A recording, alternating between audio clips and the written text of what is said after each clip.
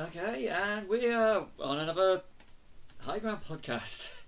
Yes, we are. I've got to point out, as we're recording this is one of the hottest days we've had in the United Kingdom. So Too bloody hot. it really is. And it's, as we're recording, it's Tuesday, and our first subject, so we can get through 3 of these today, is Spider-Man leaving the MCU. Boo. I know. I mean, come on. I've heard that this, since it broke last, I think it was last week. Yeah, it would have been because it was after we around the time when we were doing the other ones.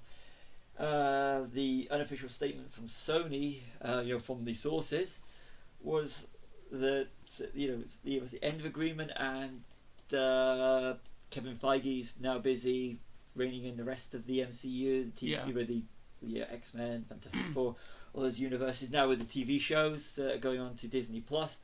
So it's all about time. Then, you read other sources from Kevin Feige saying that it was never meant to be a permanent deal. They finished the contract that was arranged around Civil War. Yeah.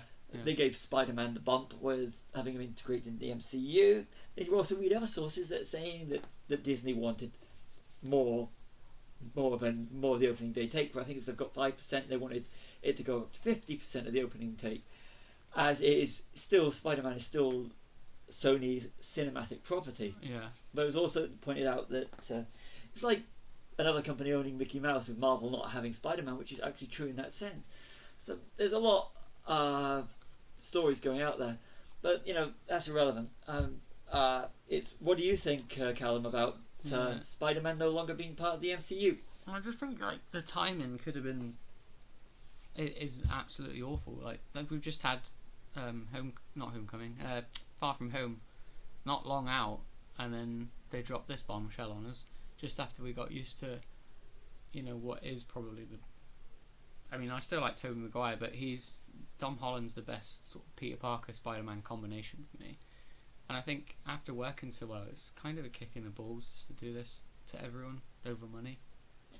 Yeah, I think that you're saying coming off of Far From Home, as well as them Sony announcing that this is their biggest film to date, and it kind of I think they might be a little bit peeved that Disney have given them a bump and a hand in getting this money. I mean, if that's their most profitable film to date, shouldn't they be looking at why that was? It's because they got the rub. Yeah, exactly. The MCU. Venom was awful. I didn't really like it at all. $800+ million. Yeah, I mean, I'm not a fan. It's the only one I don't have. It was meh, to be honest. And the last I was never a fan of the Amazing Spider-Man films. I know you like them, don't you? I liked them, but I liked them because they tried something different, and I'm just annoyed that they didn't do the trilogy. Yeah, I mean, I like Andrew Garfield, but I don't think Sony really know how to handle him. They should just, if it's what it takes, just sell him to Marvel for a lot of money. It'd be easy for them to buy the company out because it's a golden goose. Yeah. He would. Oh, to go into MCU terms, he is what Iron Man was, Tony Stark was to Obadiah Stane. Yeah. But they're getting a bit big-headed. You mentioned Definitely, Venom. Venom was such a big hit, and Spider-Verse, the animated, got an Oscar. I mean, that was great, yeah. And they don't say, well, we can do it without you now. But I don't think they can. No, I think. You know what? I've never been one on board with all this. I'm going to boycott this film but in this case, I really am not going to go and see any Sony Spider-Man films because you get used to these characters in a certain environment and with a certain person playing them, and I don't want to see them take that away and start it again. I'm sick to death of Spider-Man origin stories. That's what the MCU did that was so great. You didn't need to see it. Like, you saw it on a viral video on YouTube, once, and that was them explaining him because we all know how it starts. I'd like to see a Superman film where they just start him on Earth. Yes. Because I've seen Krypton blow up about 6,000 times, I think now. Come on, you got to initiate the other ones. Yeah. We're not in MCU territory now where you can literally just go into a film with 20+ characters and have people caring about 20+ characters. You've got to give them the origin stories. Yeah, I know. Fair enough for people. Boring. The origin stories are always the weak. Yeah, I mean they have to be the beginning. Except for Iron Man. Yeah, that's what I was going to say. I honestly think Captain America could have done without an origin story. I really think that's the weakest one this is going to be for another podcast. This one is because not overall. I mean, yeah, Thor: Dark World's the worst. Not like quote unquote worst Marvel film, but origin stories. That for me they're like Marmite. I either love them or I really can't. I not hate them, but like you say, they're the weakest part of the whole thing. And if they do that again, and it's just going to be Sony oriented with a new actor, I'm not interested. It's still keep Tom Holland. He's got Tom Holland on for 2 more pictures. Yeah. But I'm going to. Oh right, I didn't realise that. He's 2 more pictures. Yeah. But I think they'll make him a deal. Yeah, so do I. I think that I'm like you. I'm not going to boycott them because but I will not be if the MCU is not involved. It kind of like takes the urgency from me seeing it on day of release. Yeah, I won't be interested. So in the slightest. I'm actually because I know how big day of releases are. Me personally, I'm going to be if it's not MCU. Don't get me wrong. I mean, I still up until they finished them. I did go and see all the X-Men movies on day of release because I have still loyalty. Something I still haven't done. But it's I'm not one of these geeks that will. But for this, because and this was something that hit me the other day. At the end of the day, I know it's the film industry. Everything is a business, but sometimes and I don't believe in fan pandering. Oh no, I don't because fan pandering is going to Star Wars territory. Yeah. And the I was just about to bring that up. And but it hit me. It hit me the other day. It's I actually wrote something down about it because I wanted to get my thoughts out. It's like you get these people that go, I'm not going to see a film like the whole Solo thing. Yeah. But I will go and see it. But I know how much money and how important it is big day releases are. So if Spider-Man's not part of the MCU, then I'm going to wait like a while. I will wait probably till the weekend to see it because like I said, it's not as important because but it's at the end of the day you want to entertain with your movies and with anything you don't nobody goes out the way to make a bad movie. So when people slag off films going this is a bad film, nobody goes out the way to make anything. No, they want people to enjoy what they're doing. Well, art's plural, isn't it? Yeah, all the time. So but with what's right, there's not always, you shouldn't always do what's right for the fans, but what's right for the character. Yeah. What's right for the character as he stands at the moment, and for the enjoyment, because this is a major property. It's not like it's some independent or even Star Wars. People could slag off the prequels. It's George Lucas's baby. It was until he sold it, but it's about the comic book industry decides it's about putting butts on seats, and it's about doing the best story, and that's what Marvel and the MCU do right. Yeah. So by taking Spider-Man out of this big connected world that's got a fan base that follows anything, even if they don't know. Look at the Eternals coming out. I know nothing about the Eternals. Yeah, so but I'm gonna go see it on day of release because it's MCU, and I follow that strand. It's like a serial. You're taking a character out of the serial and turning it into essentially now a spin-off. Yeah. You get some spin-offs at work, but some don't. And this is what this is about. It's like they've taken a family member away. Yeah. Almost, isn't it? Yes. Yeah. And I like what you said about like not knowing who the Eternals were. And MCU does that better than any other franchise. They take a property that no one's ever heard. I mean, Guardians of the Galaxy. Yes. I heard of them, but I didn't have any idea what they were about. And it's still my favorite Marvel film. And they do that so well. Even Iron Man, I knew who Iron Man was, but I wasn't necessarily up on, what, like the background, any of his villains. I didn't know who any of his villains were. I didn't, but that very first one is still the most important in a way. It is. They sucked you in with that. Here's something different. It's not just a random Spider-Man film or a Blade or X-Men. Like there was like a sort of continuity established with the X-Men films, wasn't there? But they were good at that, and I don't think Sony would be able to handle that. I mean, they've got Bond, haven't they, as well? So that's just one picture because it's still Eon, and Eon are still the major owners. They're still like leasing the franchise. I suppose. So, but it's I was. Sorry, it's way hot today. So I apologise. Any pauses because we are. Too hot. Yeah, someone said to me the other day, I now have a chain of thought back. Sorry about this is live one take. Is that you got people that take the Disney side. No, it's all about money, it's all about good. You got people that take the Sony side of things. But my thing is this: Marvel are bringing more to the table than what Sony are. Yeah. Sony 100%. are bringing one character, Spider-Man, and a few characters from the Spider-Man universe. Marvel, when Kevin Feige and Marvel when they got involved, they gave them the rub from Civil War. So when you're going into it, you got all the people on Civil War going to it, and like you said, they forgot because of the Civil War. When it came to Homecoming, you didn't have to have the origin story. Yeah. They brought Captain America, Happy Hogan, and Iron Man. Yeah. And by doing that, they made Spider-Man an integral part to Infinity War, Endgame. They gave him the rub by having Happy Hogan again, and the aftermath of Endgame. So people that went to see the biggest film of all time were going to see Endgame to see Spider-Man's story because he was in Endgame and how important he was in Endgame. And anyone that says, "Oh, Disney, Marvel are being greedy," is they're giving Sony for minimum money a major rub, or minimum money in comparative to the terms of what Sony were making back. Because there's no minimum money in this thing. I'd love to have even a fraction of what they've got. Yeah, I know. Yeah. But and that's the annoying thing is when people go, "Oh, Disney being greedy, they've got this, they've got that." It's Sony are being very calculated now. It's like they've gone, "Look, we've got our biggest movie." I'm like, we've got Endgame. Yeah, exactly. Yeah, we came off of Endgame. That kind of annoys me as well. It's not just let's buy up all these properties and companies so we can have their back catalogues, and Disney have always been really good with the properties they own, like MCU 100% and Star Wars as well. You know, like I can't imagine another company that could have done that. No. And also even like with their Pixar back catalogues, like they're all their films, I think the majority of them are good. If you go from, and you can't trace a line through it where you go, oh, and Fox as well now. I mean, I can't wait to see what they're going to do with things like Alien and Predator and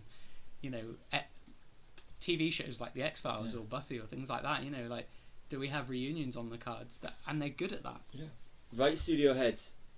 I know a lot of people don't like Kathleen Kennedy.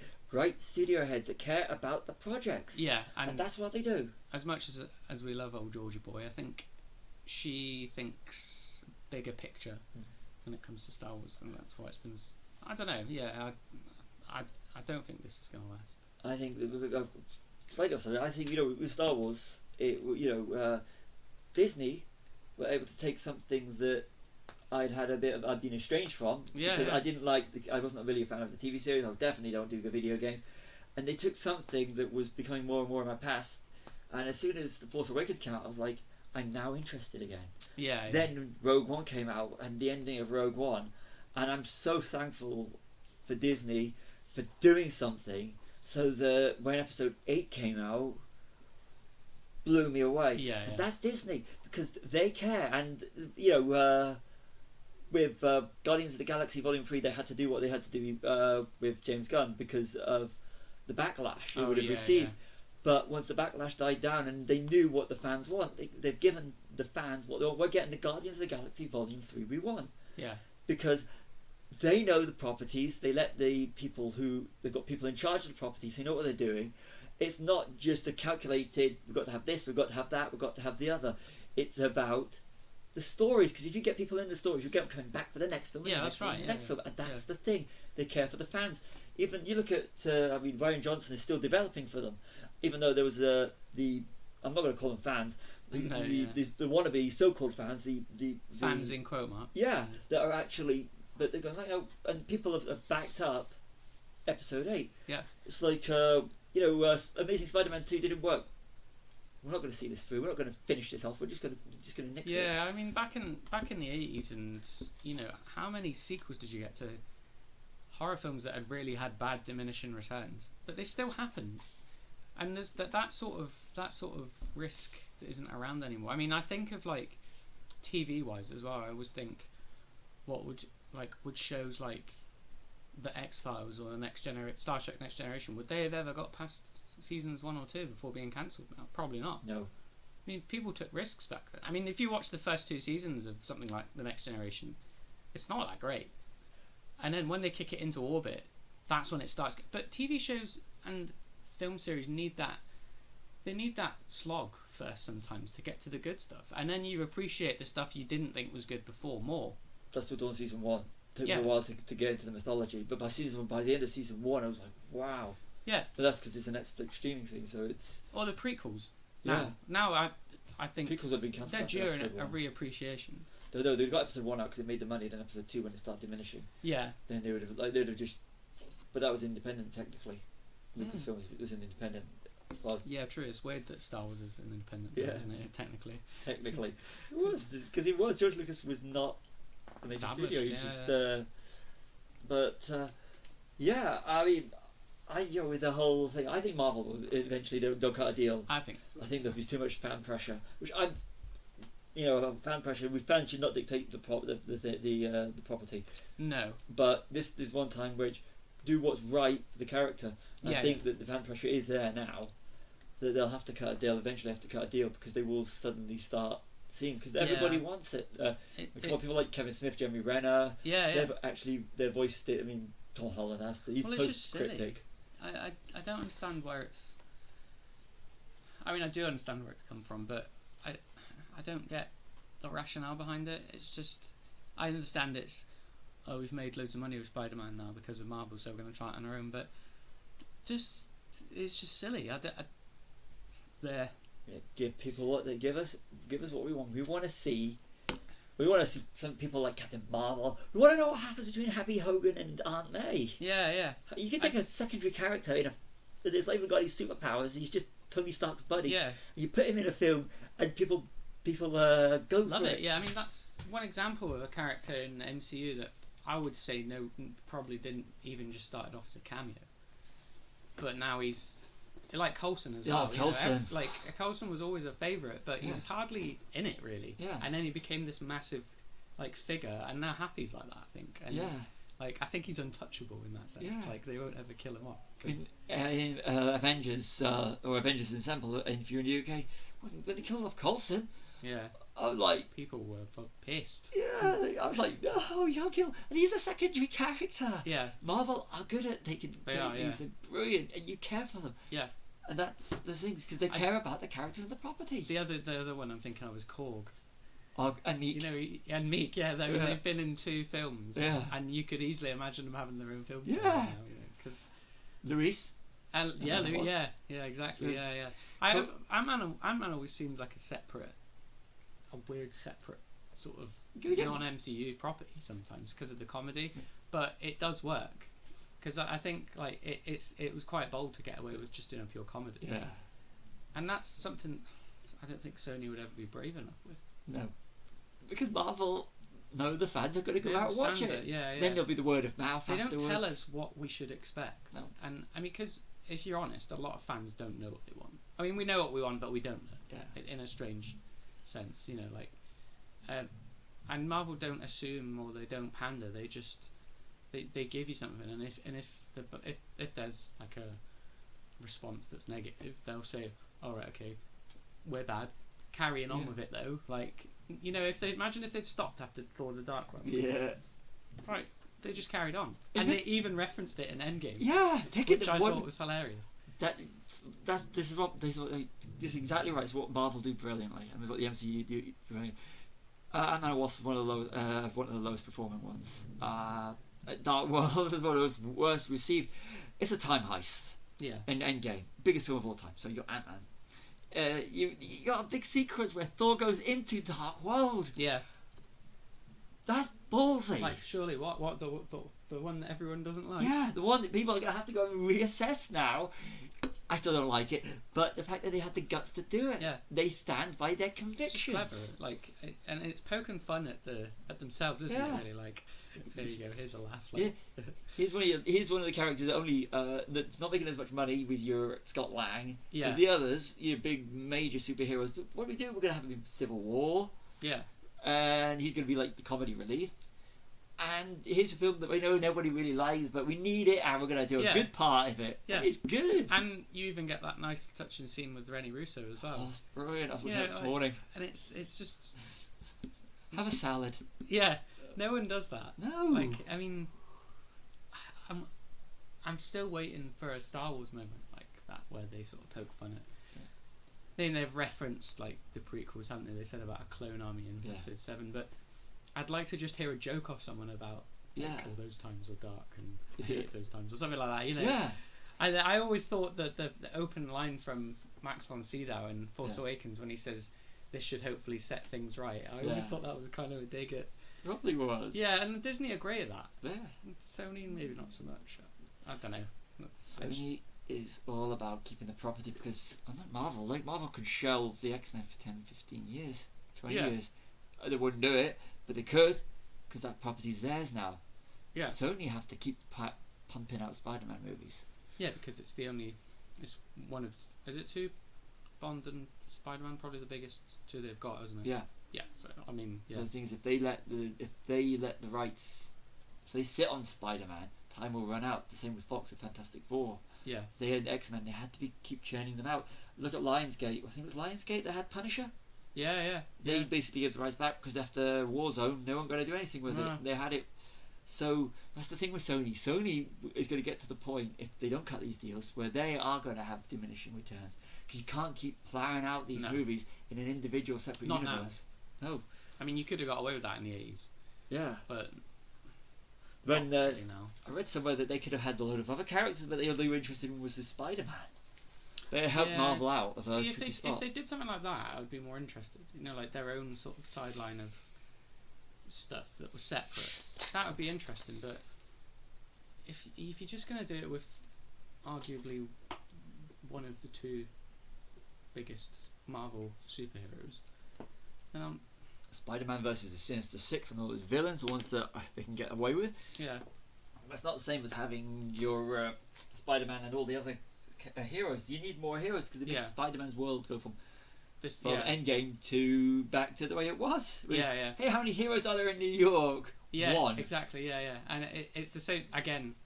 It's the same thing that Star Wars do sometimes. They make the galaxy seem like a small place because of all the relations people have with each other, and is he or isn't he someone's son or daughter? You know, like and that really annoys me in Star Wars. Like, just have the galaxy be a big place.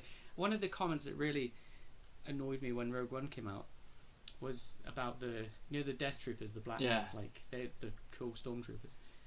Someone was like, well, how come we've never seen them in any of the other Star Wars films? Like, and I just thought, because the galaxy's a big place, mate. Like, they might have been somewhere in one of the other battles. It doesn't mean you have to see them just to know that they're there. And I hate this, like, making worlds smaller because you have to reference everything. And I think that's what they'll do with that. Like you say, it's just. I did something similar the other day. Where I was working on a little project, and I watched Revenge of the Sith. Oh yeah. And I thought, when Yoda goes to Kashyyyk, the size of the planet, the amount of people he can get, who does he bump into? Chewbacca. Yeah, exactly. Fan service. Yeah, So you hit it on the head. You could, so but yeah, people like to have. They like this. Everything going small.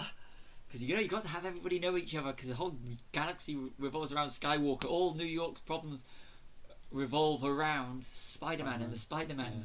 New York's the centre of the universe. Yeah, for them. Yeah. So sorry, just no more superheroes in New York. How many disaster movies have you seen that New York is always like? Is there no other like world to destroy? Isn't Ghostbusters is New York as well? Ghostbusters in New York, yeah. Independence Day.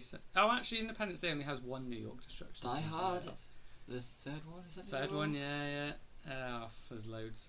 Every Roland Emmerich film. Yeah.